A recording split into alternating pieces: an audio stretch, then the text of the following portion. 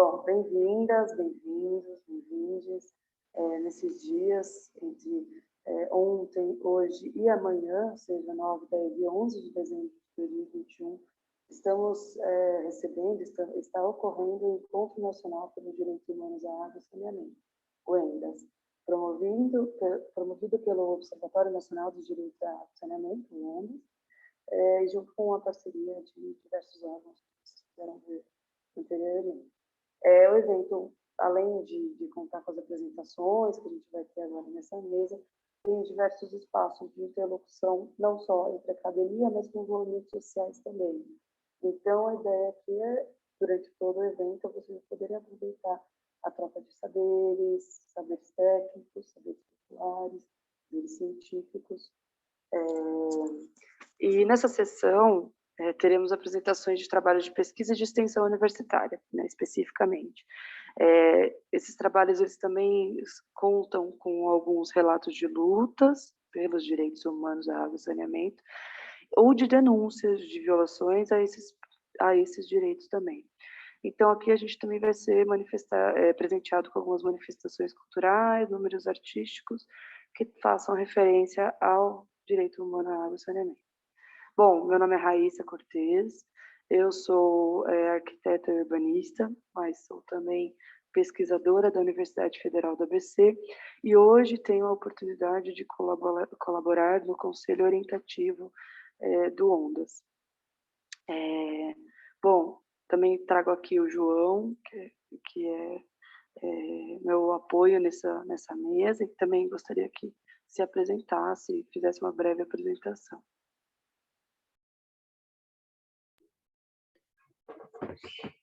Oi, boa tarde a todos. Meu nome é João Souza, estou sendo o apoio da Raíssa hoje nessa tarde aqui. E eu estou estudando Engenharia Civil lá na Faculdade Maria Imaculada, juntamente com a coordenadora Renata. E vou estar aqui anotando as perguntas de vocês hoje, tá certo? Obrigada pela força, João. Bom, eu vou começar já com vocês, já explicar um pouco como se dá a nossa dinâmica na tarde de hoje, né? Então, eles estão, como vocês devem ter percebido na programação, a gente tem 5 salas ocorrendo simultaneamente. Então, existem diversas apresentações de outras pesquisas, de outros relatos de extensão.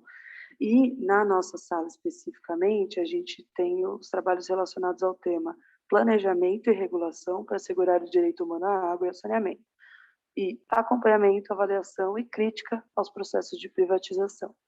É importante dizer que a nossa atividade se divide em alguns momentos diferentes, né? Então, primeiramente, a gente tem 2 vídeos de apresentação de trabalho de pesquisa e extensão. Depois, a gente vai abrir um espaço para que esses autores respondam às perguntas provocadas pela gente, mas também dos demais presentes. E, enfim, dando continuidade, a gente vai também poder presenciar uma pequena manifestação cultural, seguida de um intervalo.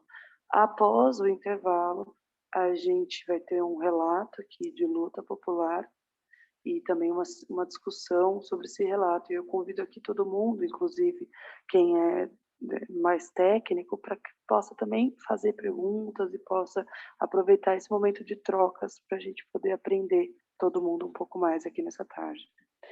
E ao final a gente também tem outra manifestação cultural. Então, apresentações, manifestação cultural, intervalo, mais apresentações e manifestação cultural. Já falei, mas reforço. A gente vai receber as perguntas no ícone, né, aquele íconezinho que está escrito Q e A. Se alguém tiver alguma dúvida, a gente tenta esclarecer de alguma outra forma, mas a gente tem preferência para esse acesso, né, com as perguntas para isso. Por quê? Porque, às vezes, se a pessoa manda alguma pergunta no chat e existem outros comentários que não necessariamente são perguntas para os participantes, essa pergunta acaba se perdendo no chat. Então, nessa função Q e A, as perguntas não se perdem. Então, usem esse botão, estejam com a gente falando sobre, mandando as perguntas com ele. A gente também gostaria que vocês, quando fizerem as perguntas, direcionem, sejam muito claros para quem vocês estão fazendo essa pergunta, ou se ela é uma pergunta geral, uma pergunta aberta, vocês podem enfim, deixar explícito, uma pergunta para todo mundo ou uma pergunta para a pessoa tal. Essa é a pergunta que eu vou fazer. E assim vocês fazem. O botão do que, I, A, está na barra inferior do Zoom, seja no celular, seja no computador. Mas se vocês tiverem alguma dúvida, reforço. A gente está aqui para tentar conduzir também o melhor aproveitamento. Os vídeos que vocês enviaram previamente vão ficar contidos nos anais eletrônicos desse evento, do nosso encontro. E, enfim, vocês vão ser comunicados quando os anais ficarem prontos. Bom, então, boa tarde, Montenegro, tudo bem? Boa tarde, todo mundo. Bom, estou falando bastante rápido, mas vocês parem sempre em qualquer questão, tá? Mas já para a gente começar, peço a ajuda do Rodrigo aqui para a gente passar o trabalho intitulado Projetos de Lei Relacionados a Banheiros Públicos em Belo Horizonte, uma análise com ênfase nos direitos humanos. Esse trabalho é de autoria da Fernanda Deste Moreira, da Paula Rafaela Silva Fonseca, da Priscila Soraya da Conceição Ribeiro e do professor Ricardo de Souza Moretti. Podem dar continuidade ao vídeo.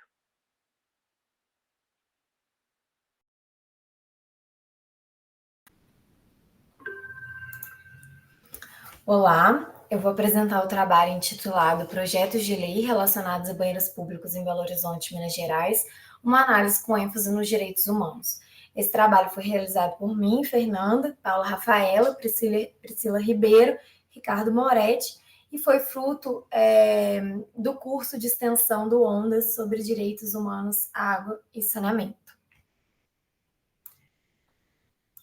Bom, por que falar de direitos humanos à água e esgotamento sanitário em esferas da vida além do domicílio, né? Acho que a gente sempre tem um foco muito na esfera domiciliar, mas a gente passa muito tempo das nossas vidas fora de casa também, né? E essas esferas da vida são escolas, unidades prisionais, hospitais, centros de saúde, locais de trabalho e as ruas, que é o foco aqui desse trabalho.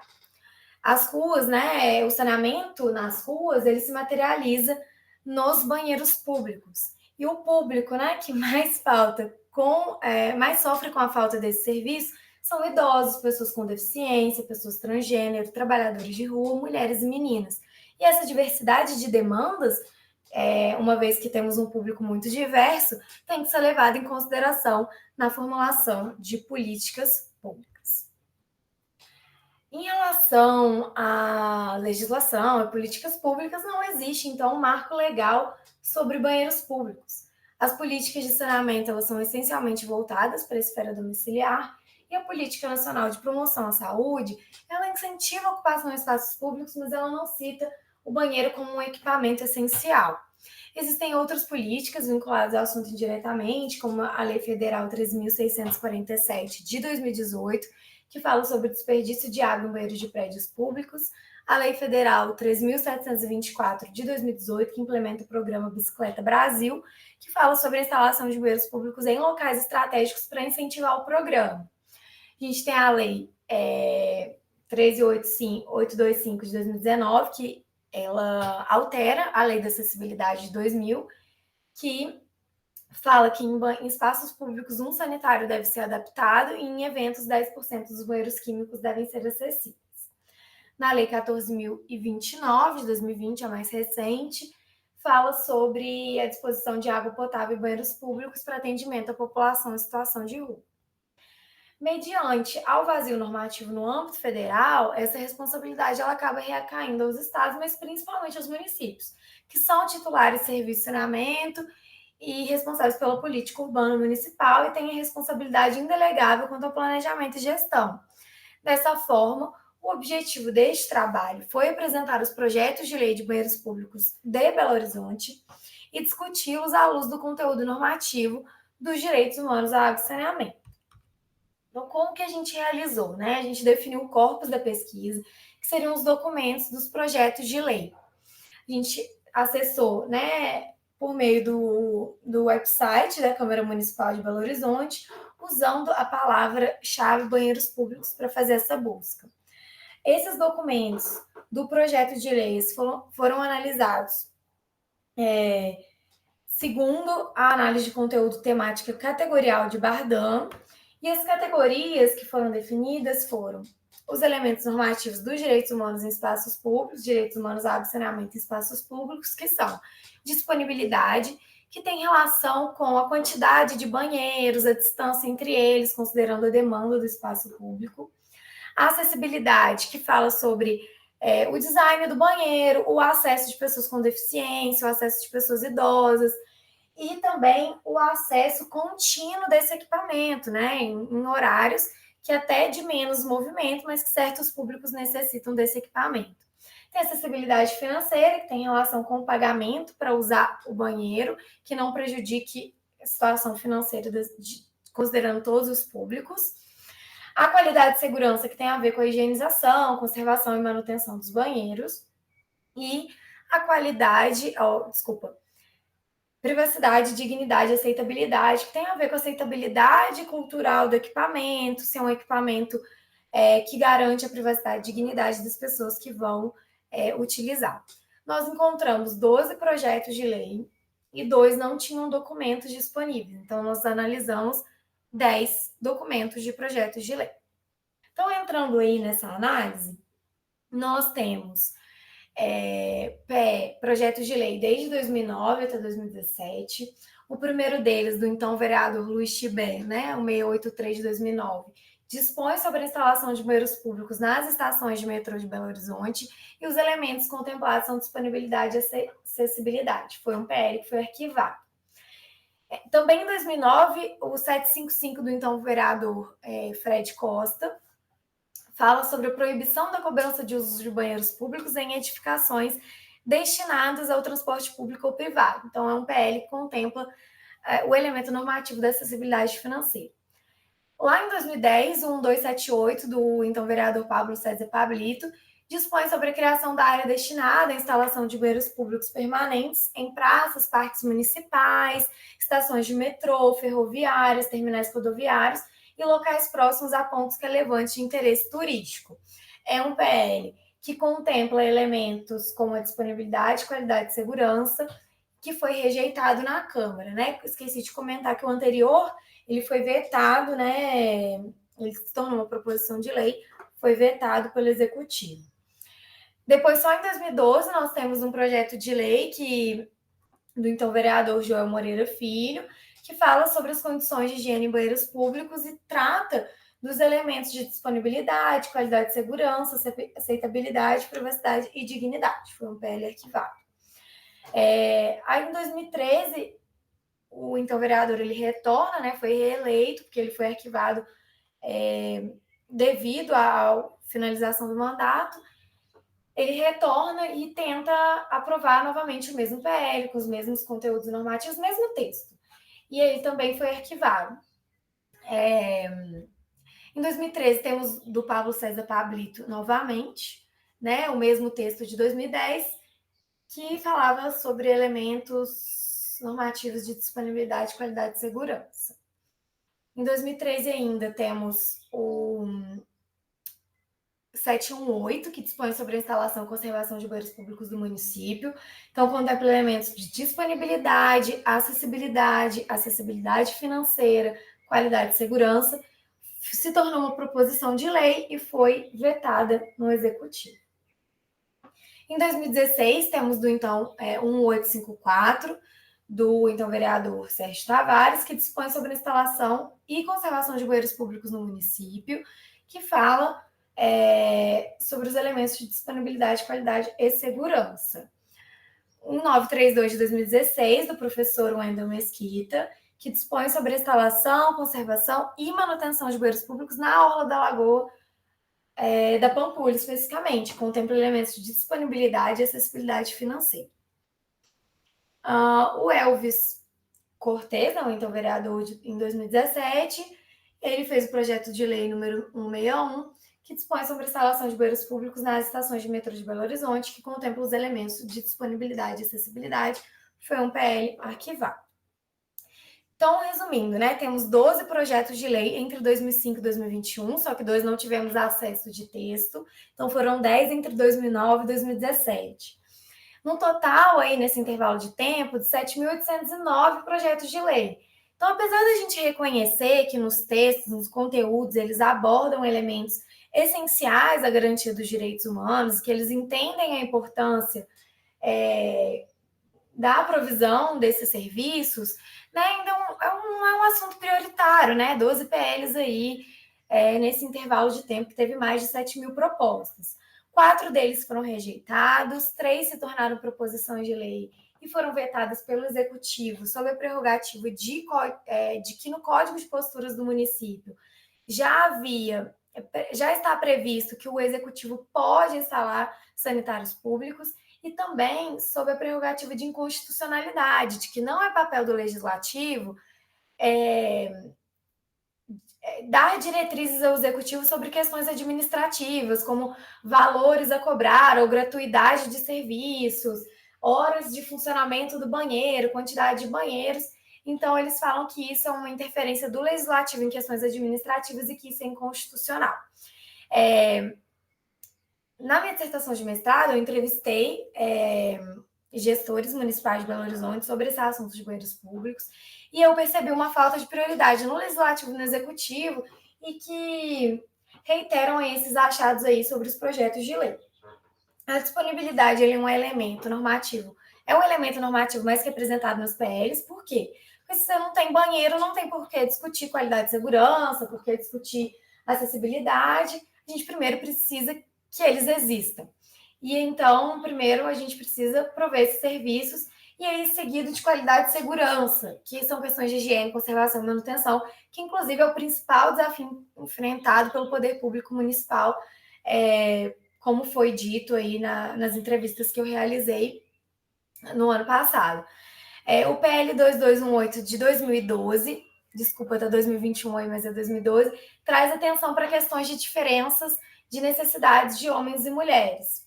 Além disso, 2 PLs abordam questões de gratuidade para idosos, deficientes físicos, estudantes e outros de gratuidade total. 3 projetos de lei foram sobre acessibilidade física e apenas questões de design, mas apenas sobre questões de design do banheiro, né? Não falaram sobre questões de continuidade, né, do serviço, horário de funcionamento. E o elemento menos identificado foi de privacidade, aceitabilidade e dignidade, que apareceu em 2 projetos de lei que tinham o mesmo texto, que abordavam questão de gênero. O projeto de lei com mais elementos normativos foi o 718 de 2013, que trazia uma grande justificativa, né, sobre o direito à saúde, direito à vida e a importância dos banheiros públicos. Os elementos normativos, então, eles foram parcialmente contemplados nos projetos de lei. A disponibilidade de banheiros não é um assunto prioritário, apesar de ser o elemento normativo mais citado nos projetos de lei existentes. E com limitações no nosso trabalho, a gente não abordou questões de tramitação dos PLs, nem questões administrativas ou partidárias, né, que ajudariam a compreender realmente a entrada na agenda municipal desse assunto. Então, fica aí para um próximo trabalho, um outro desenvolvimento. E essas são as nossas referências. Gostaria de agradecer a atenção. Estou aberta aqui para a discussão sobre o trabalho. Obrigada.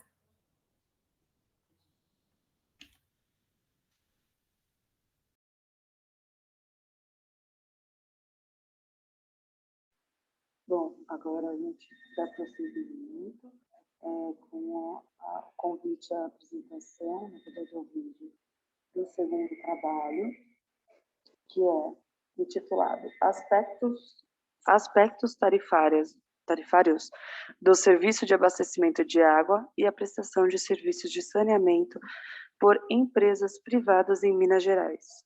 Esse trabalho é de autoria da Maíra Fares Leite. Pode passar, por favor, Rodrigo.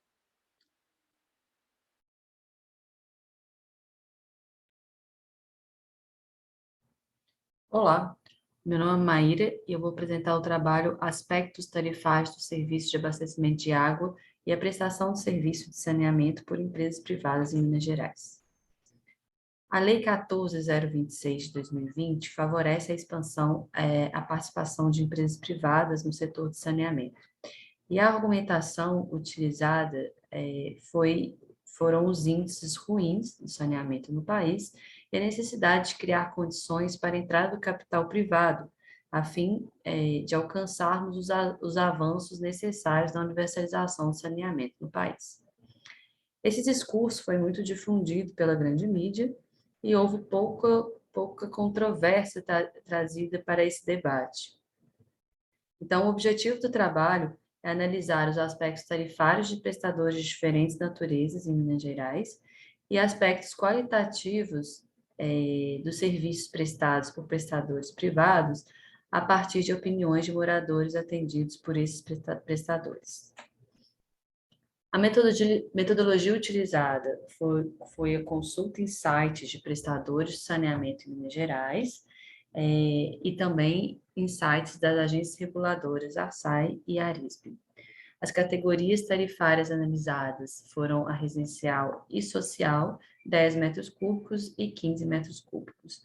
Foi também consultado os dados do SNIS 2019 e foi elaborado um questionário Google Forms disponibilizado durante 7 dias para moradores de municípios atendidos, operados por empresas privadas. Esse questionário foi divulgado via WhatsApp e grupos de Facebook. Alguns dos resultados obtidos com esse trabalho, primeiro em relação à análise tarifária feita de água no estado, foram analisados 14 prestadores, sendo uma empresa de economia mista, que é a Copasa, 2 empresas públicas, que é a Copanor e o Cesama, 7 operadores da administração pública direta, 1 operador, que é uma autarquia, e 3 empresas privadas. É importante ressaltar que até hoje são 6 empresas privadas atuando no estado de Minas Gerais, com saneamento, água e esgoto, e 3 dessas empresas não foi possível identificar a estrutura tarifária delas, encontrar essa estrutura, portanto, elas não foram analisadas. As tarifas mais elevadas encontradas na categoria residencial 10 metros cúbicos e residencial 15 metros cúbicos foi a praticada pela Saneouro, que é uma empresa privada. Na categoria social 10 metros cúbicos e social 15 metros cúbicos, a tarifa mais elevada encontrada foi a praticada pelas Águas de Pará de Minas, também uma empresa privada.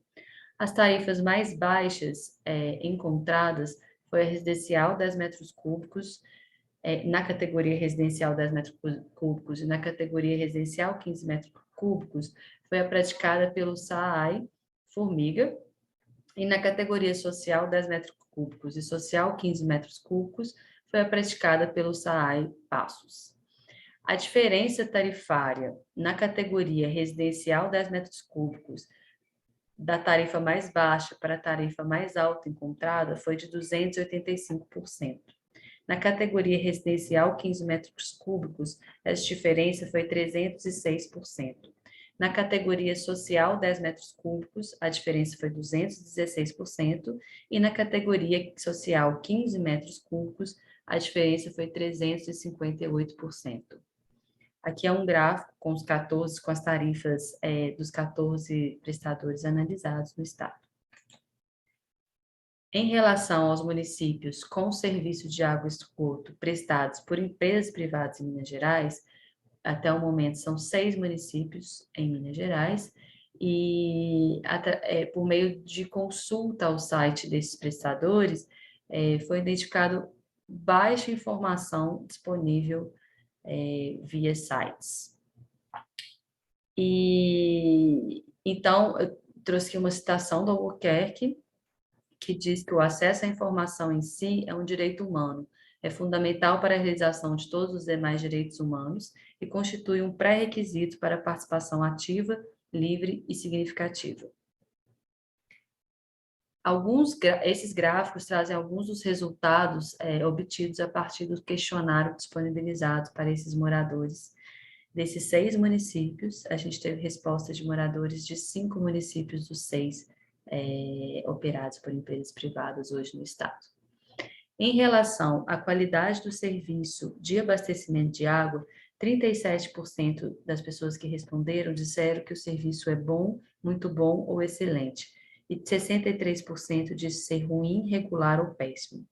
Em relação à qualidade da água fornecida, 26% disse ser bom, muito bom ou excelente, enquanto 74% disse ser ruim, regular ou péssimo. Em relação ao serviço de esgoto, 23% disse ser bom, muito bom ou excelente, enquanto 77% disse ser ruim, regular ou péssimo. A respeito da tarifa praticada, 16% disse ser a tarifa barata ou justa, enquanto 84% disse ser cara ou abusiva.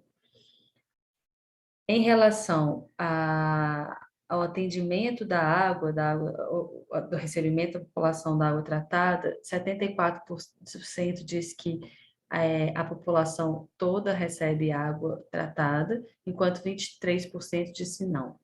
42% dos respondentes disseram que toda a população tem o seu esgoto coletado e tratado, e 58% disse que não. 37% dos respondentes disseram que o acesso à informação é fácil e 63% diz que não é fácil.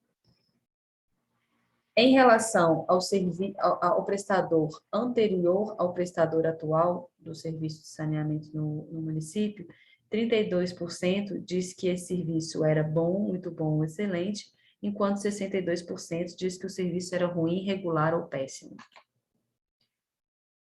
Algumas conclusões, primeiro que as tarifas mais elevadas encontradas foram as tarifas praticadas pelas empresas privadas, e a população que respondeu ao questionário percebe essa alta tarifa. A satisfação percebida por meio desse questionário também não se mostrou ser superior com a transição para o serviço para a empresa privada. A qualidade do serviço da água distribuída e essa informação predominantemente foram insatisfatórios, e o esgotamento sanitário se mostra um problema maior se comparado ao abastecimento de água, né, que confirma o padrão do Estado e também do país. A informação encontrada nos sites foi insuficiente, principalmente aquelas empresas que não têm regulação, ferindo princípios como transparência, participação e controle social. A qualidade do serviço prestado por empresas privadas em Minas Gerais não se mostrou ser tão eficiente como apresentado pela grande mídia e pelo debate político. O possível aumento de tarifa que a privatização trará à população não foi devidamente debatido publicamente. Eu agradeço e deixo meu contato.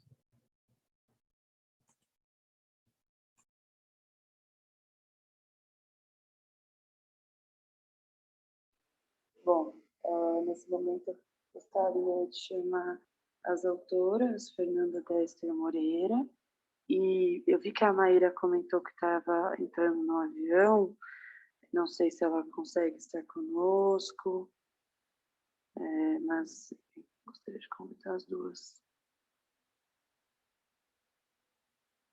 Elas estão por aí?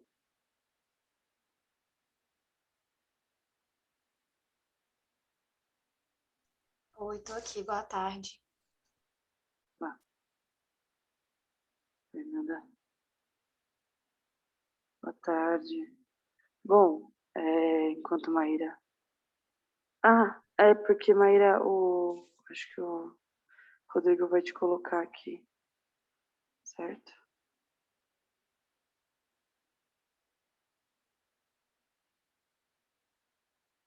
Bom, enfim, para começar, Fernanda, o João pode me responder aqui, mas eu não estou visualizando nenhuma pergunta do público. Então, eu quero te fazer um pouco, uma pergunta um pouco mais metodológica, de onde vocês partiram para chegar nesse tema, né? Você comentou um pouco que foi do curso, mas teve algum momento que te despertou a isso? E se você também acabou analisando em outras cidades, se você entende que esse modelo dos projetos de lei é um caminho para entender, de fato, o interesse do poder legislativo e executivo no tema. Enfim, eu quero que você me fale se você conheceu outros projetos que implantaram, se você puder dar uma contextualizada mais, porque eu acho que você abordou bem o contexto de BH, né? Mas saindo um pouco desse contexto, eu agradeço. Beleza. Então, esse tema de trabalhar com banheiros públicos, ele vem desde o mestrado, né? Eu já trabalho com ele aí há 2 anos e pouquinho, agora no doutorado também estou continuando a trabalhar nesse tema. É um tema muito pouco explorado, né? Quando a gente fala de saneamento, dificilmente alguém pensa em discutir banheiro público, tem tantas outras coisas que vêm na frente que é sempre um tema secundário, assim. Mas o relatório do Léo, de 2019, não sei se é bem um relatório, acho que não é um relatório, né? Mas é um documento que ele fez para a ONU, né, sobre saneamento de esferas da vida além do domicílio. Ele foi a grande inspiração, tanto para o meu trabalho de mestrado, quanto para eu e as meninas trabalharmos isso no evento do Ondas.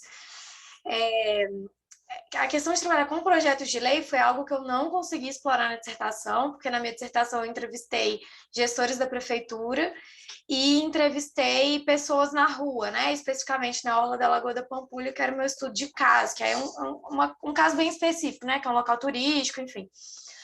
Mas aí eu lembro de um dos gestores ter falado, né? Mas isso não é prioridade no legislativo também, não, porque isso não chega na gente, tal. Então foi plantando uma sementinha assim para eu tentar entender como o legislativo tratava isso. Sobre outras cidades, assim, é muito difícil achar trabalho sobre banheiro público, sabe? Tem um em São Paulo que o professor Moretti, inclusive, orientou. De 2006 ou 2007, se eu não me engano, que trabalha essa questão de banheiros públicos e acesso de pessoas que trabalham nas ruas. Mas, assim, que trabalha com projetos de lei sobre banheiros públicos especificamente, a gente nem conseguiu encontrar. Tanto é que a nossa literatura, a gente está ali baseado nos princípios e nos elementos normativos de direitos humanos e em trabalhos, no meu próprio trabalho e outros trabalhos que a gente tenta conversar com a literatura, mas o que a gente tentou trazer do legislativo é tentar entender como entra na agenda. Claro que só o projeto de lei ele não vai dizer como uma política pública entra na agenda, porque tem várias formas tem vários âmbitos e contextos que a gente tem que analisar de uma forma conjunta, né? A gente até fala no documento que essa é uma limitação, a gente está avaliando só sob os elementos normativos de direitos humanos, mas a gente poderia avaliar a questão partidária, a questão de status da tramitação, né? Tudo isso que não foi abordado nesse trabalho. Não sei se a Paulinha quer complementar aí, ela estava com a mão levantada. É um ponto que estão me ouvindo? Sim. Um detalhe também que eu acho que é legal lembrar é que quando a gente começou com a ideia de fazer esse trabalho, a gente começou procurando projetos de lei na esfera federal, né? Então, a gente primeiro fez o filtro para as leis federais, depois leis estaduais, até chegar no municipal, né? E a gente, assim, encontrou, né? Até tinha bastante coisa na esfera federal relacionada a banheiro público em pedágios, muitas coisas assim nesse sentido, só que até pela orientação, né, do Moretti, que nos ajudou no trabalho, né, a gente conversando, a gente entendeu que o gargalo, né, o problema, ele fica mesmo para o município, né, nessa questão de banheiro público. Então, por mais que tenham que isso seja discutido, né, no nível federal, no nível estadual, o gargalo mesmo, quem vai precisar resolver e dar caminho para essa política é mesmo no nível municipal, né? Então, foi aí que a gente, né, viu que era importante e aí a gente nem incluiu essa análise das PLs a nível federal e a nível estadual no trabalho, para também, né, não ficar muito extenso e não perder muito foco.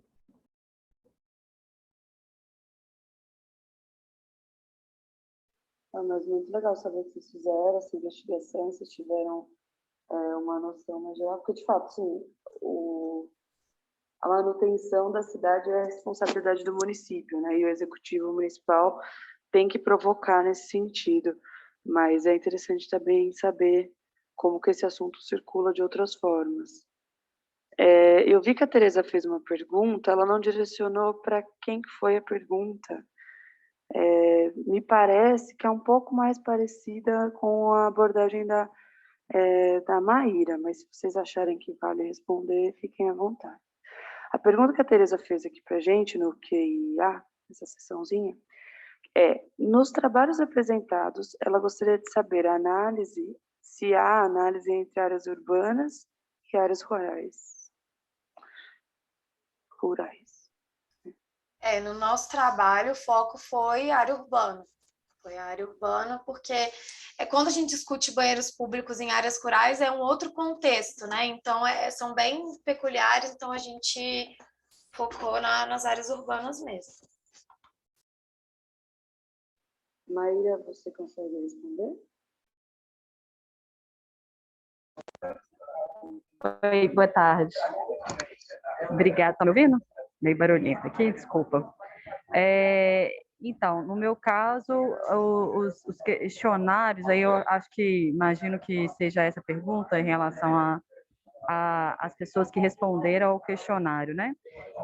Foram pessoas de núcleos urbanos, não necessariamente sede, mas que podem ser outros distritos do município também atendidos por empresas privadas.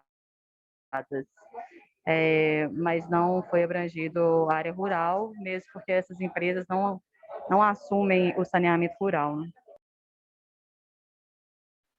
Isso também é uma pauta importante, né? Então, outro trabalho aí, inclusive.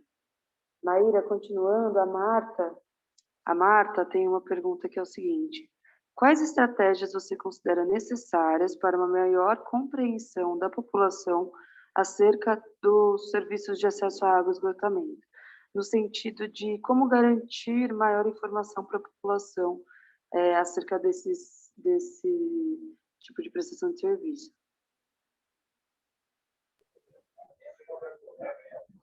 Obrigada pela pergunta, Marta. É uma pergunta difícil, né?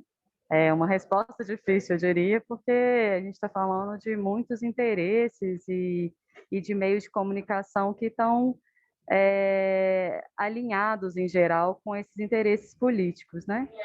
E econômicos. Então, seria, eu acho que o desenvolvimento de processos de fortalecimento de outras formas de comunicação, né? Então, seria dar força para essa voz que não é a voz alinhada ali com o pensamento predominante, né? E sim o estímulo e a possibilidade de veicular e de fortalecer pensamentos críticos diferentes desses que foram que são tão difundidos aí pela grande mídia, né? Então, acho que é um processo de comunicação e educação aí bem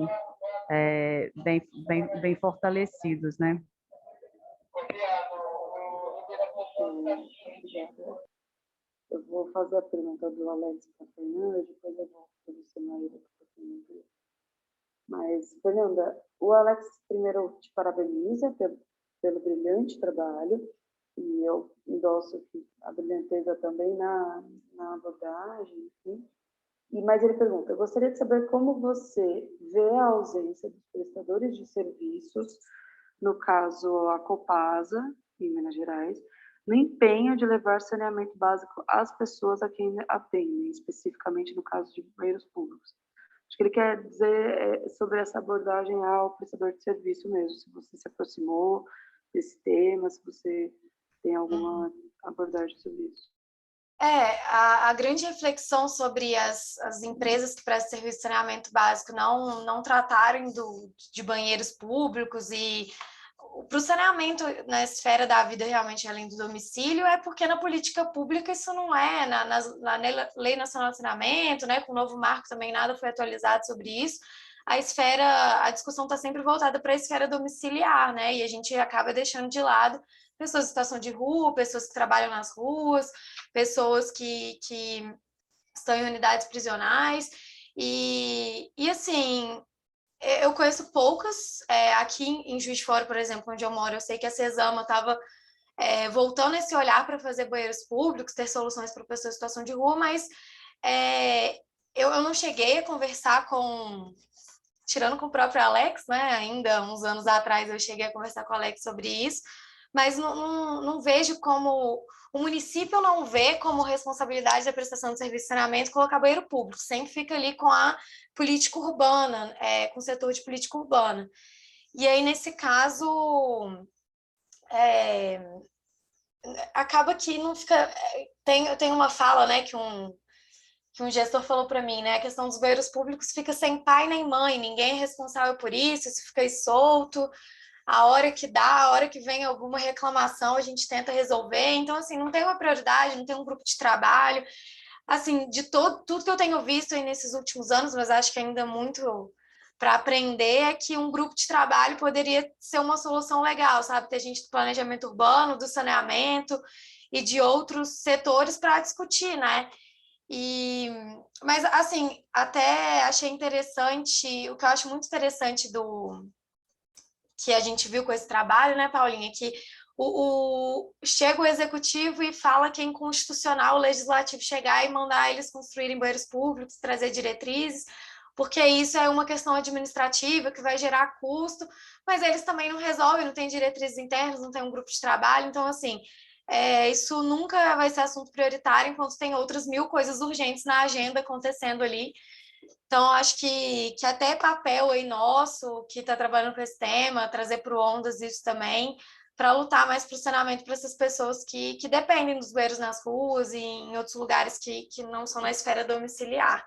Mas queria, né, que a Copasa, outras prestadoras de serviço assumissem também um pouco disso, mas até conversei também com o menino da Arsai, na época, para tentar entender se a Arsai tinha alguma coisa de regulamentação, de regulação relacionada a isso, mas ele disse, nossa, isso não é competência nossa, não.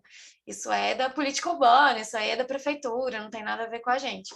Então, é um caminho aí que eu ainda tenho que percorrer muito para entender, mas é isso. Não sei se a Paulinha tem alguma contribuição a mais.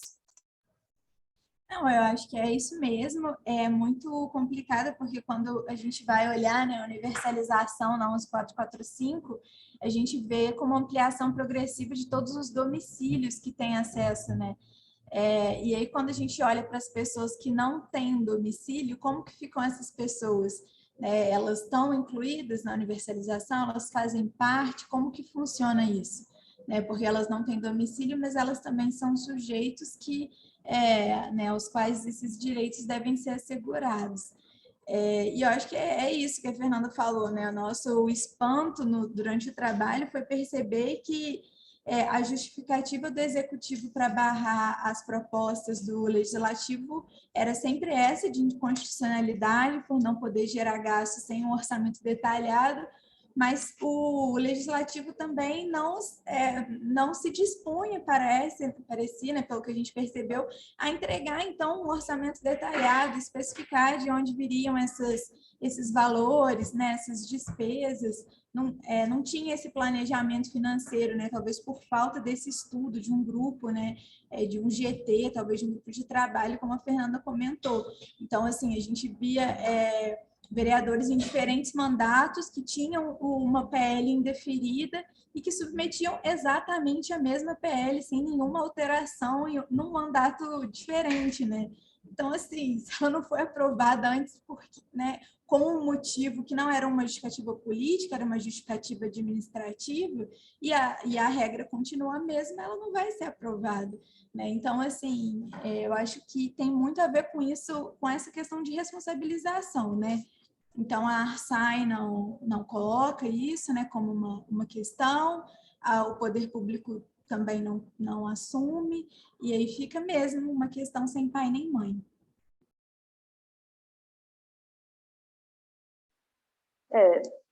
Nesse sentido, eu acho que teria que ter um tipo de... Eu não tive acesso à leitura dos projetos de lei que vocês leram, né? Mas precisa ver como esses vereadores estão direcionando para qual órgão mesmo, né? Porque alguma medida precisa ter o equipamento público que é esse banheiro, e aí o planejamento dos equipamentos é diferente de ter um serviço distribuído dentro dele. Mas com certeza a Copasa, como o Alex comentou aqui, precisa direcionar parte dos recursos que são bilionários que ela tem para colaborar na gestão desses serviços, né?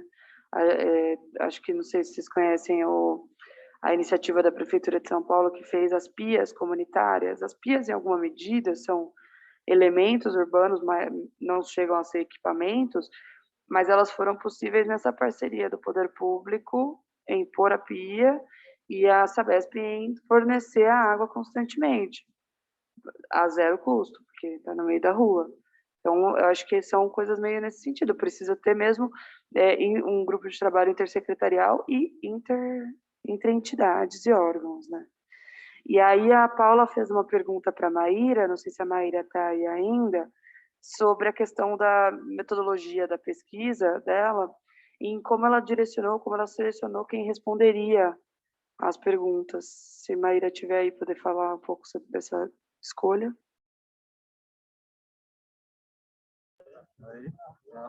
Oi, Raíssa. Obrigada, Paula. Eu acho, na verdade, não houve seleção, né? A condição era que a pessoa habitasse nesse um dos 6 municípios onde o serviço é prestado por essas empresas privadas. A intenção era que todos respondessem, né? Mas não consegui esse sucesso. Teve um índice de resposta relativamente baixo até, tanto isso é uma nota na apresentação que estava ali no slide, mas eu não falei, né? Que é um resultado, a gente tem que considerar que é um resultado preliminar, em função desse número relativamente baixo de respostas, né? Então, não houve critério de seleção, a ideia era que todos respondessem, não tem nenhum outro critério além de ser morador.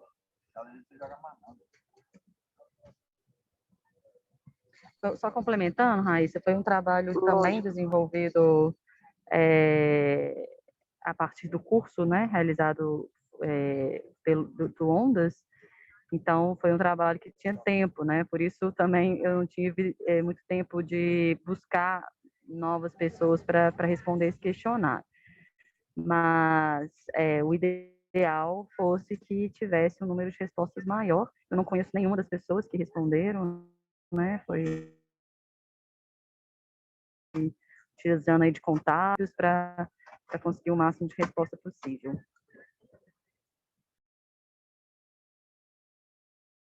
Bom, eu vou, nesse momento,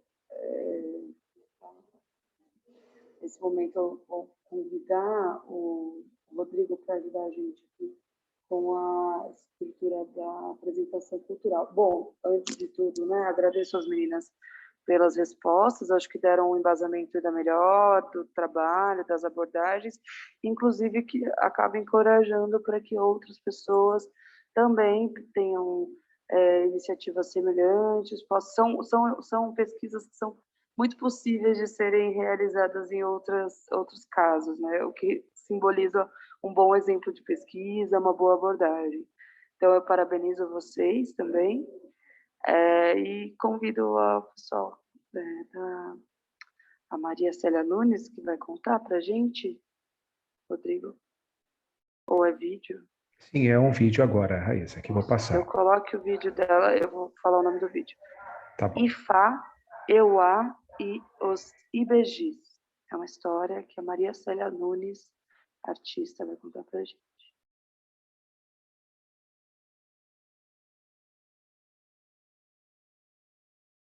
Boa noite, gente. Eu sou Maria Célia Nunes, professora aposentada e contadora de histórias.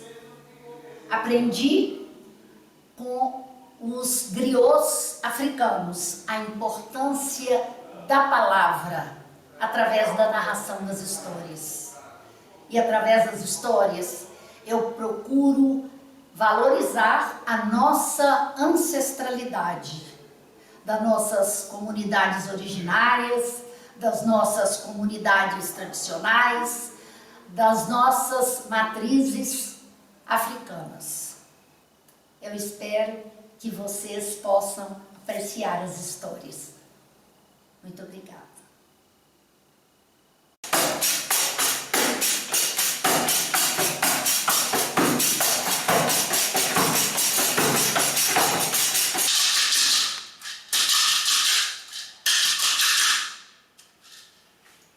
O vento me trouxe a história. O passarinho ativou minha memória. De África veio a ancestral palavra colhida de uma boa lavra. Da tradição do povo iorubá chegou a história que agora vou lhes contar.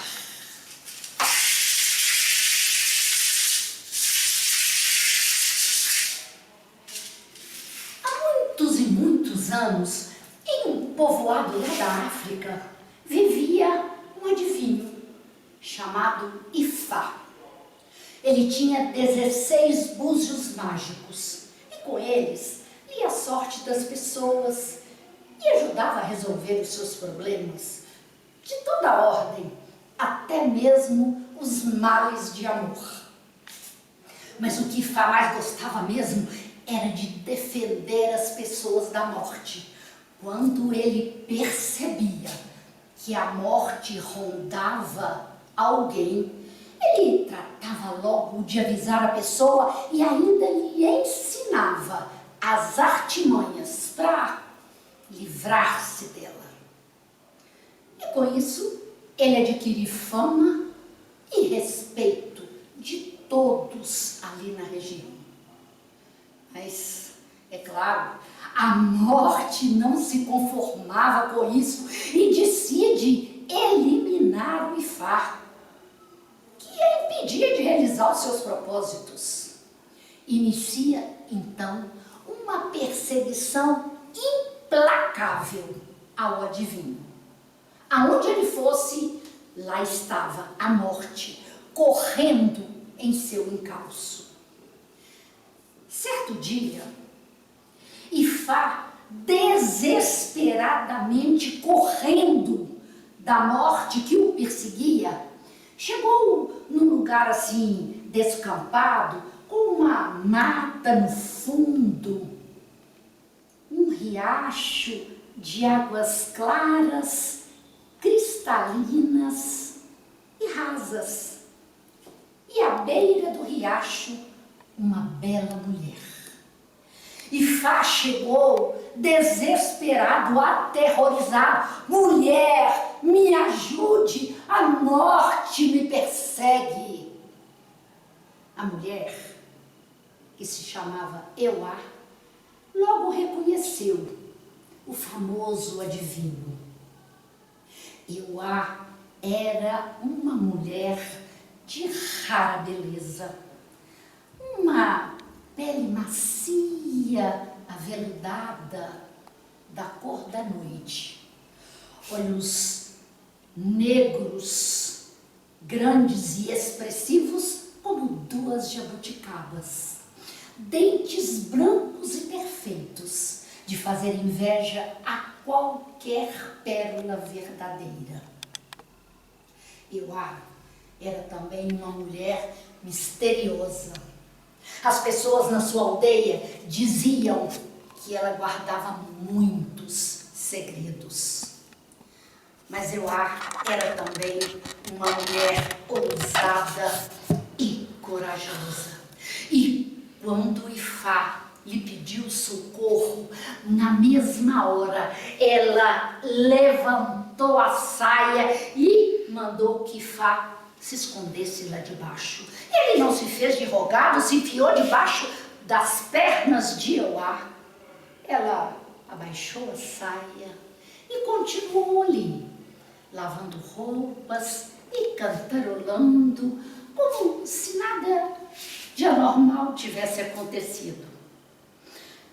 Passados alguns instantes, ela começou a sentir um fedor, mas um fedor tão grande de carniça.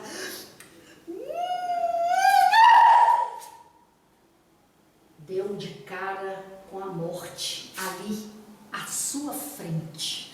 A criatura mais repugnante que ela já tinha visto em toda a sua vida. Uma pele descorada, escamosa e flácida, olhos embaçados e esbugalhados. Na boca, nenhum dente.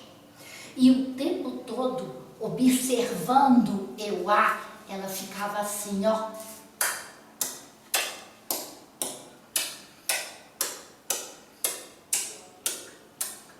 E acumulando aqui, nos cantos da boca, uma baba esverdeada, gosmenta.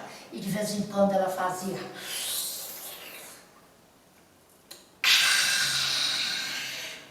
Euá tremia dos pés à cabeça, o coração aos pinotes, e o pior, ela sentia que Ifá se mexia desesperadamente debaixo das suas saias. Uma espécie de corrente elétrica lhe subia queimando as entranhas.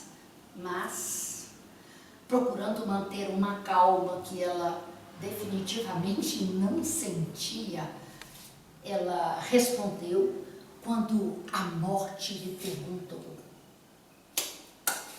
"Você viu? Ah, não viu? Um velho enxerido, inútil, passar por aqui?"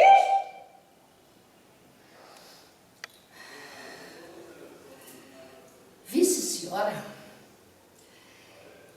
ele passou correndo por aqui e se embrenhou daquela mata, mas isso aí já faz umas 2 horas. Nessas alturas já deve ter atravessado uns 2 ou 3 riachos. É hoje que eu pego e que eu acabo com aquele velho enxerido. E deu a volta e saiu, mancando e levando com ela aquela fedentina de carniça e uma nuvem de moscas que girava em torno de sua macabra e grotesca figura. Euá esperou que ela desaparecesse em meio à mata, levantou a saia e libertou Ifá, que saiu de lá de baixo, tomando fôlego, se abanando, mas tranquilo, relaxado. Ele agradeceu muito àquela mulher e lhe perguntou se ela tinha algum desejo na vida. E ela lhe respondeu que o seu maior desejo era ser mãe. Ifá cravou seu olhar penetrante bem no fundo dos olhos de Euá e sentenciou: "Você será." Lhe presenteou com um punhadinho de búzios, despediu-se e foi-se embora. Nunca mais se viram na vida. Passados 9 meses, Euá deu à luz a 2 lindos ibejis, Taió e Caiandê, gêmeos absolutamente idênticos. E as crianças cresciam alegres, saudáveis, traquinas como todas as demais crianças, enchendo de alegria a vida até então solitária e monótona de Euá. E todas as vezes que ela andava com as crianças pelas ruas do povoado, as pessoas paravam, olhavam atentamente, observavam aquelas crianças e depois perguntavam umas às outras, a boca pequena: "Vocês não acham que esses meninos de Euá são a cara do Ifá, o adivinho?" Mas ninguém nunca teve resposta para essa questão. Esse era mais um dos grandes segredos de Euá. E todas as vezes que Euá saía, estava sempre acompanhada dos seus ibejis. Certo dia, eles foram à mata buscar lenha. E já estava lá no meio da manhã e já tinha organizado um grande feixe de gravetos e galhos secos, quando as crianças reclamaram que estavam com sede e com fome. Euá pegou uma tira grossa de tecido, prendeu um feixe de lenha às costas, deu a mão às crianças e lhes disse: vamos agora para casa e eu vou lhes preparar um delicioso assado de inhame. Taió foi logo dizendo: mãe, com muito milho. Caiandê disse: mãe, com bastante feijão. E eles riram felizes. Só que toda essa felicidade e descontração foi substituída por muita apreensão, angústia e medo, quando eles descobriram que estavam perdidos na mata. Entravam por uma trilha, viravam, saíam por outra e não encontravam o caminho de volta. As crianças já choravam de sede. E nesse caminho, nem um riacho, nem sequer um olho d'água. E quanto mais andavam, mais a sede e a fome apertavam. Eu a sabia que se a sede das crianças não fosse saciada, elas não sobreviveriam. Desesperada, ela olhou para o céu para ver se via algum indício de chuva. Nada, sequer uma nuvem. Euá, então, sentou-se na mata, com as pernas estendidas e os braços abertos, amparando de cada lado um dos filhos. Vocês sabem, uma mãe não desiste nunca. Euá, reunindo as últimas e poucas energias que tinha, implorou a Olorum, o Ser Supremo, Criador do universo, dos seres e de todos os orixás, que fizesse qualquer coisa, mas não deixasse suas crianças morrerem de sede. E Olorum se compadeceu da dor daquela mãe. Daí, em instantes, as pernas e os braços de Euá começaram a liquecer. E aos poucos todo o seu corpo se transformou em água, como se fosse uma fonte que brotava da terra, uma água fresca, pura, cristalina, que saciou a sede das crianças, salvando-lhes a vida. Mas a fonte continuou a jorrar e a água escorria pela mata, caminhando, procurando um percurso próprio, transformando-se em um rio. E esse rio corre hoje em África e é chamado de Rio Euá. Segundo a tradição do povo Iorubá, Olorum transformou a bela,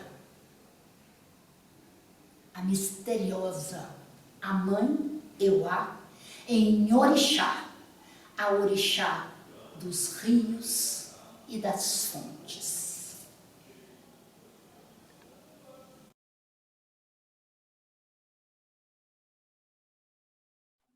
Bom, então, interessante, né? Conhecer e pensar mas da onde vêm nossas águas, ou por que elas são criadas, e toda essa mitologia que vem da relação entre os seres humanos e a natureza, enfim, como a gente tem tanto que aprender também, né?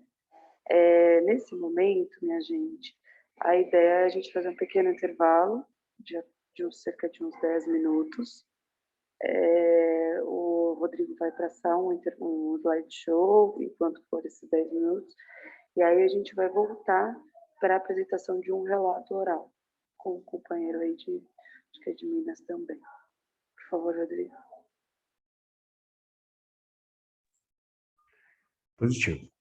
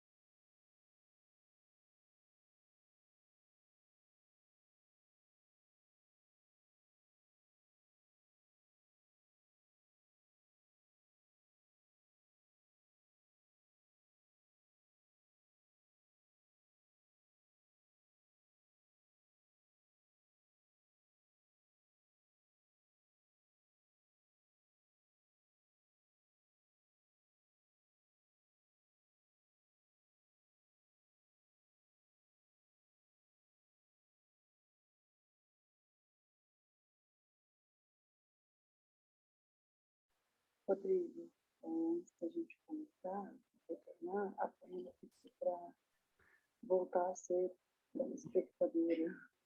Raíssa, Pode desculpa. participar de volta? Desculpa, Raíssa, te cortar. Eu não estou te ouvindo. O som está um pouquinho distante. A Fernanda pediu para voltar a ser participante. Ah, tá certo. E não, se ela puder. Sim.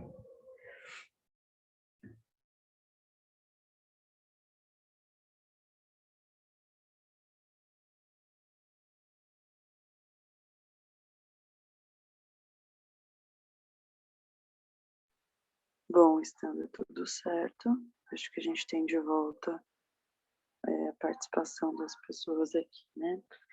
E então, sem muitas delongas, eu queria convidá-los a conhecer e assistir o relato, que se chama Relatos do Paraopeba, Mineração e Violação ao Direito Humano à Água, que é uma autoria de Lauro Fraguas, um integrante do Núcleo de Assessoria às Comunidades Atingidas por Barragens, o NACAP. Da mesma forma, quem quiser fazer perguntas, envia para o Lauro diretamente no ícone do QIA. E, Lauro, se puder começar.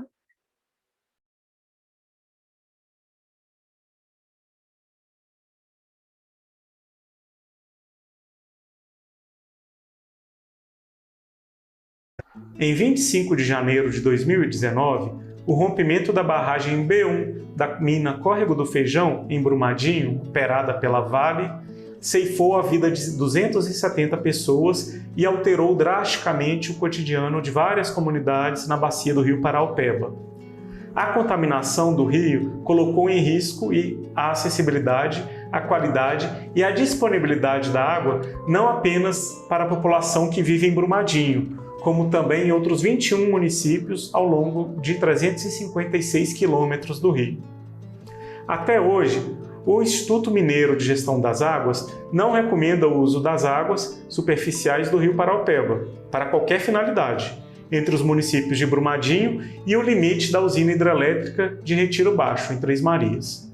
O impedimento de uso das águas superficiais e subterrâneas impactou diretamente os sistemas de abastecimento de água que dependiam desses mananciais, aí incluídos sistemas públicos coletivos e individuais que foram totalmente ou parcialmente paralisados. De acordo com um relatório publicado pela TI Paraopeba NACAB, além dos impactos no abastecimento público, notadamente nas áreas urbanas, várias pessoas e comunidades tiveram suas fontes de abastecimento para consumo humano, irrigação e de sedentação animal condenadas ou colocadas sob suspeita. A Secretaria de Saúde realiza, desde janeiro de 2019, o monitoramento da qualidade da água para consumo humano em sistemas e soluções alternativas coletivas e individuais de abastecimento localizadas até 100 metros da margem do rio Paraopeba. Entre o período de janeiro de 2019 e novembro de 2020, foram monitorados ao todo 141 pontos, sendo verificadas inconformidades em toda a bacia para ferro e turbidez.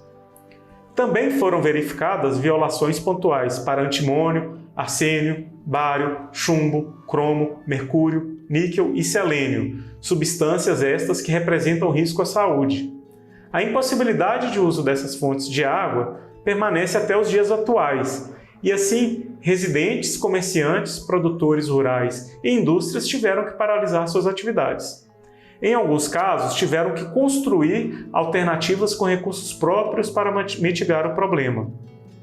Logo após este, que se configura como um dos maiores crimes socioambientais no Brasil, o Ministério Público de Minas Gerais moveu uma ação pública a partir da qual a Vale se torna ré em um processo judicial, determinando o acolhimento de demandas emergenciais relativas ao fornecimento de água e alimentação animal. Entretanto, passado 2 anos e meio, as pessoas atingidas têm relatado que o atendimento é precário e excludente. Em cumprimento às determinações judiciais que obrigavam a Vale a solucionar problemas causados por interrupções no abastecimento de água, a empresa implementou medidas como mudanças do ponto de captação ou fornecimento de água por meio de caminhão-pipa para regularização de abastecimento, perfuração de poços e ou fornecimento de água engarrafada nos casos em que fontes individuais de abastecimento foram comprometidas. Essas medidas estão sendo implementadas em diversas comunidades da bacia do Rio Paraopeba, porém com uma capacidade de atuação muito aquém daquela demandada pelo território. Um levantamento realizado pelo Instituto Guaicuí, tendo como base o ano de 2020, concluiu que o volume da água distribuído pela Vale para consumo humano, 353 milhões de litros, era 10 vezes abaixo da necessidade mínima das pessoas atingidas. Neste sentido, as ATIs oficiam a Vale quando do não atendimento ou da precariedade no atendimento das solicitações.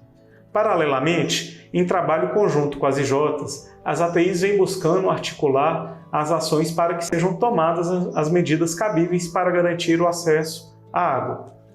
Mesmo assim, o índice de resolução sobre as demandas de acesso à água é muito baixo.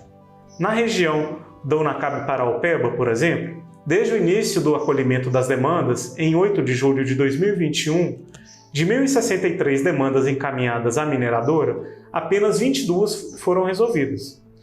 E parte disso se deve ao critério utilizado pela Vale de atendimento apenas das pessoas cujas fontes de água se situam até 100 metros de distância da margem do rio. Um relatório publicado pela PUC Minas denuncia este critério como precário, impróprio e sem sustentação científica e aponta para a necessidade de ampliação da faixa de segurança a limites flexíveis cada vez mais amplos em caráter de urgência. Mesmo nos casos em que os pleitos dos atingidos são atendidos pela empresa, o são de forma precária no atendimento, sendo que muitas vezes o fornecimento de água ocorre em quantidade ou regularidade insuficientes. Em outros casos, as instalações hidráulicas não atendem à necessidade dos núcleos familiares, com instalações precárias ou incompletas. A seguir, apresentamos o relato de Maria de Lourdes Antunes, residente da comunidade de Taquaras, em Esmeraldas. Ela é uma das milhares de atingidas e atingidos que têm o direito ao acesso à água duplamente comprometido, tanto pelo crime da Vale, quanto na negligência da mineradora em atender às demandas emergenciais causadas pelo rompimento e reconhecidas judicialmente como obrigação da empresa.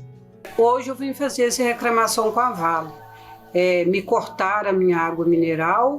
Hoje eu preciso de comprar água para me manter, porque do princípio me negaram a água. Aí, hoje eu vivo sem essa água, comprando a água. Queria falar com a Vale o porquê que eles passaram aqui com o rejeito deles, destruindo tudo, e aqui vem me negar a água. O meu vizinho da esquerda recebe, o da direita recebe, a minha vizinhança recebe água e eu não recebo a água. Então eu venho pedir a vocês crescidamente a me devolver o meu direito da minha água. Cortaram também o meu emergencial também. Cortou tudo de nós, né? Que é o meu comércio, eu já não tenho mais a clientela que eu tinha. Desse tempo que a Vale apareceu com rejeito, né, na nossa comunidade, passando por aqui. E eu doido dessa época que a barragem foi arrebentada, que eu venho comprando água. Esse gasto para mim, ele está em torno, já não sei nem quanto, né? Porque eu não faço um estoque de água, eu vou lá e compro hoje um tanto, compro um tanto amanhã, porque eu não posso fazer estoque de água. Os vizinhos me doavam, né? Não, Lúcio, por que você não recebe? Eu não sei, já fiz os pedidos e eles me negam a água, fala que eu não preciso da água. E o meu vizinho me arruma a água, às vezes parece uma pessoa, ô Lúcio, pega aí essa vida de água para você. Então eu tô sobrevivendo aí através assim.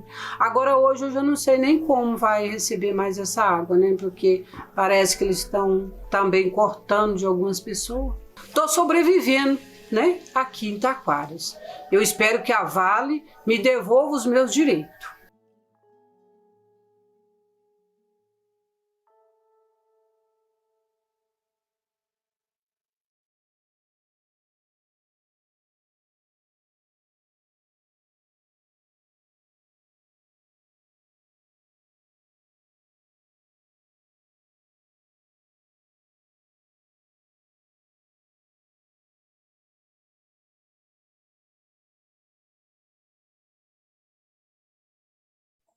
Raíssa, seu som está desligado, Raíssa, está fechado.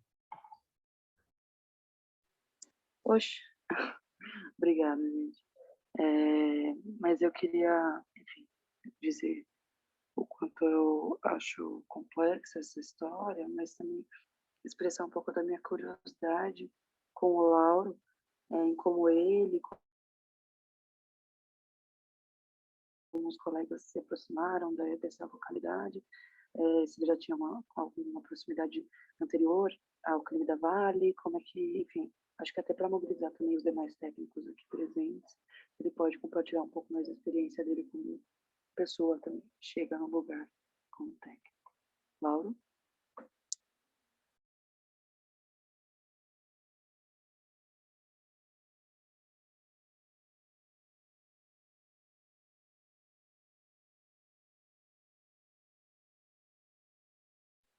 Rodrigo, o Lauro não é participante, não está como palestrante ainda. Eu coloquei ele aqui, mas está demorando um tempinho para ele aceitar. Pronto, entrou.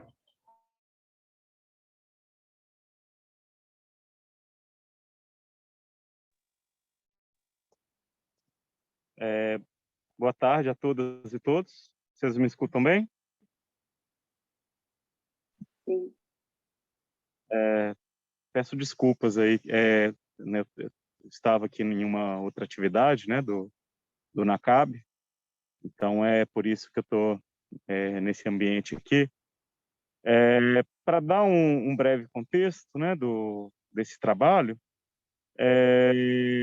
né, o NACAB hoje, né, o NACAB é uma ONG, né, que foi indicada pelos atingidos, né, dentro do processo de reparação, como assessora técnica independente, né, ATI, desses atingidos, né.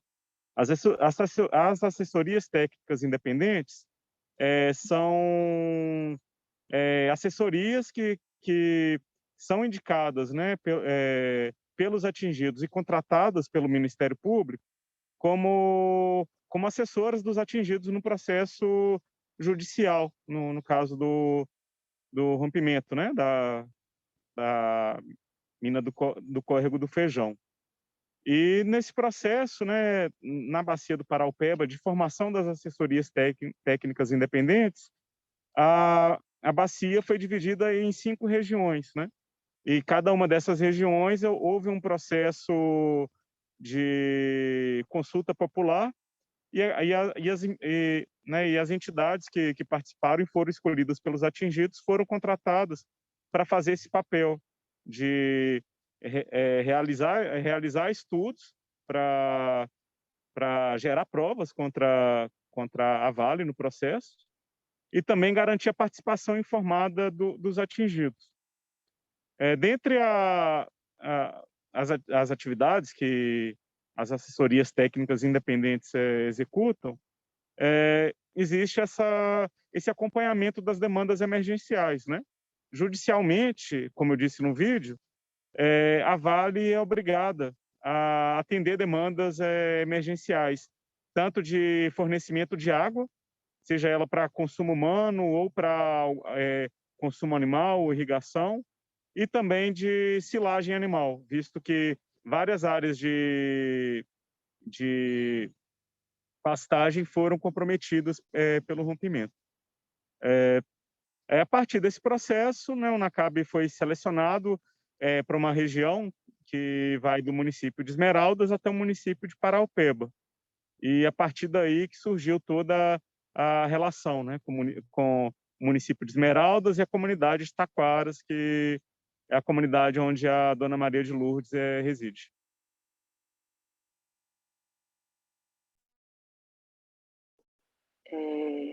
E como é que funciona o trabalho de vocês? Vocês são uma assessoria técnica uniprofissional? Vocês têm um grupo multidisciplinar?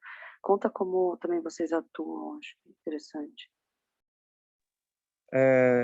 Atualmente, a assessoria técnica independente é um projeto bastante robusto, né?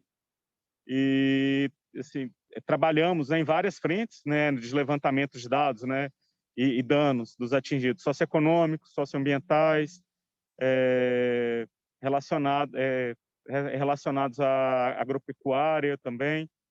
E, por conta disso, né, nós temos um quadro multidisciplinar de aproximadamente 110 pessoas na nossa equipe. E dentre essas 110 pessoas, existe uma equipe de consultoria jurídica, equipes temáticas da área ambiental, equipes temáticas da área socioeconômica e analistas de campo que residem nos territórios e que fazem a lida direta com a comunidade no dia a dia.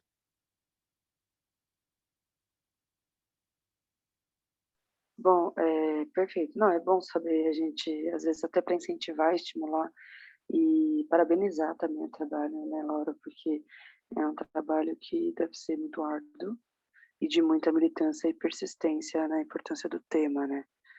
E a gente não recebeu perguntas externas, mas eu, enfim, agradeço a sua contribuição, espero que todos que não conheciam o processo possam ter a oportunidade de conhecer ainda mais. Eu queria muito ir conhecer o trabalho de vocês aí ao vivo, porque tem uma grande amiga que trabalhou em Conceição do Mato Dentro, lá no processo de Mariana, né?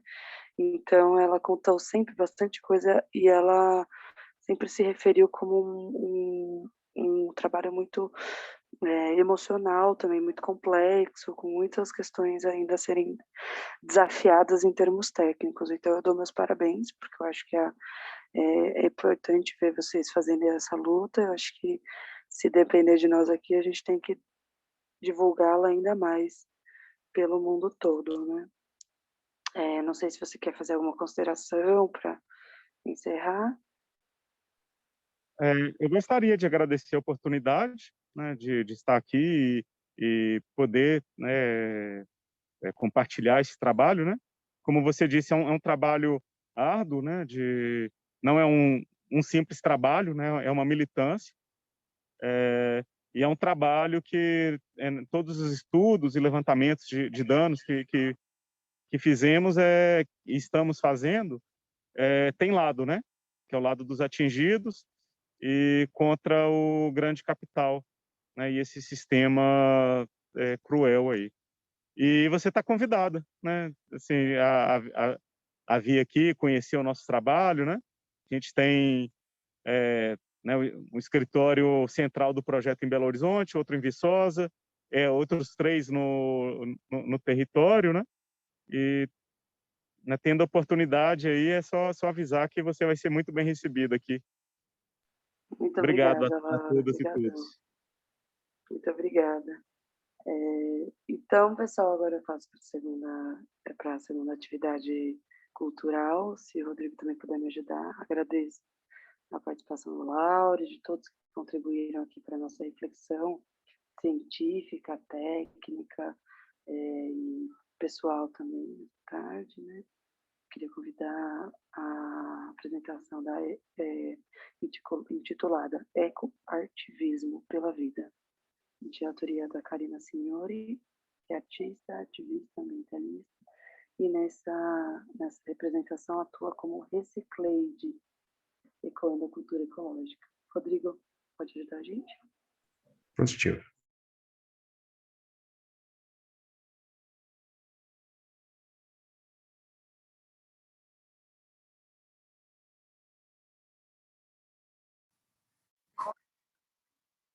Saudações! Eu sou a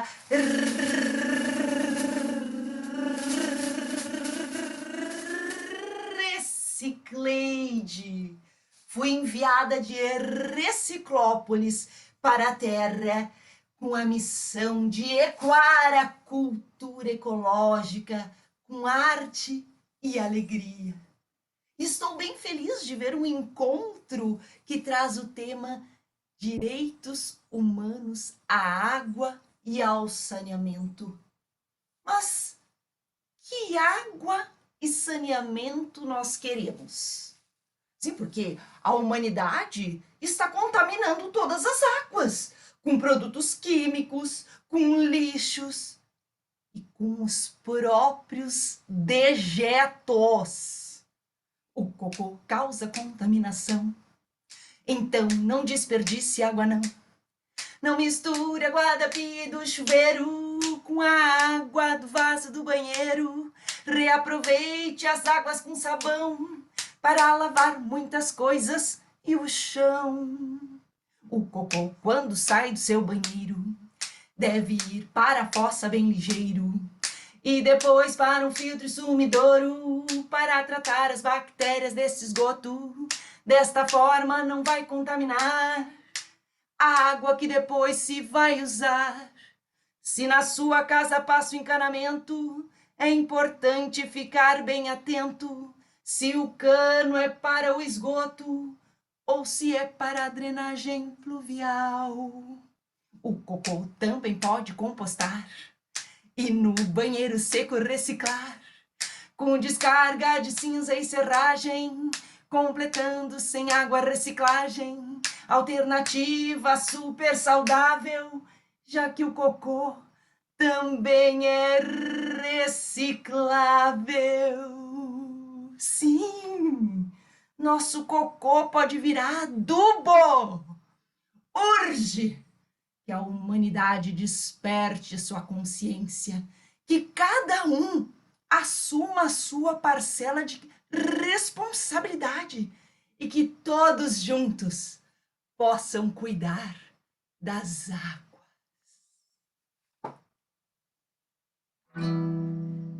Conectar pessoas é vital e coerente. Cuidar das águas depende da gente. Cada um tem que fazer a sua parte, seja no campo, praia ou na cidade. Posso, amor, ser o solo onde crescem nossas boas ações, com fraternidade e respeito, unindo mãos, mentes e corações. As águas vamos preservar, cada um tem que ajudar. As águas vamos preservar, cada um tem que cuidar. Sim, importante, gente, reconhecermos os direitos da natureza. O direito da nascente, do córrego, do rio, dos mananciais, por um ambiente ecologicamente equilibrado, para que tenham saúde e possam, então, nos prover saúde também. Só depende de nós, depende de nós, só depende de nós, só depende de nós, depende de nós, só depende de nós, só depende de nós. Vamos lá, galera!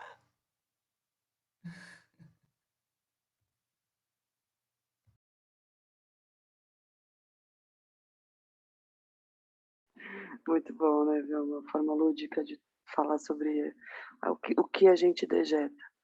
Bom, gente, eu agradeço a participação de todos vocês. Convido vocês para participar da continuidade das atividades do ENDAS, logo mais, daqui a 14 minutos, porque fechamos com um pouquinho de atraso nossa sessão. Mas às 4 horas a gente vai ter uma mesa sobre a questão de gênero e a realização dos direitos à água e saneamento. Vou confirmar que é às 4 mesmo. Isso mesmo, às 4 horas. Mesa redonda, direitos humanos à água e saneamento, uma questão de gênero. Com a mediação da Sonali Rezende, a participação da Duda Salibert, que o pessoal de BH deve conhecer bem, da Elianice Sacramento, que é lá de Conceição de Salinas, e da Carla Hora, da Federal de Goiás. Eu também todo mundo vai querer saber, né? Os certificados de participação serão disponibilizados até um mês, por volta disso, né? Até todo mundo conseguir concluir as questões, enfim. E vocês vão ser informados por e-mail e no site do encontro, tá? E os anais também vão ser organizados nesse mesmo período para que vocês possam conhecer as outras sessões, ver o que as demais gravações e demais mesas puderam discutir. Eu agradeço a todos vocês, agradeço especialmente a João, que esteve aqui do meu lado na condução da mesa, e ao Rodrigo também, parceiro, que disponibilizou e trabalhou muito arduamente para a gente conseguir ter uma sessão sem problemas, com apenas 2 minutinhos de atraso. Boa tarde a todos. Boa tarde, Raíssa. Boa tarde. Então, Raíssa, eu vou finalizar então a gravação positiva.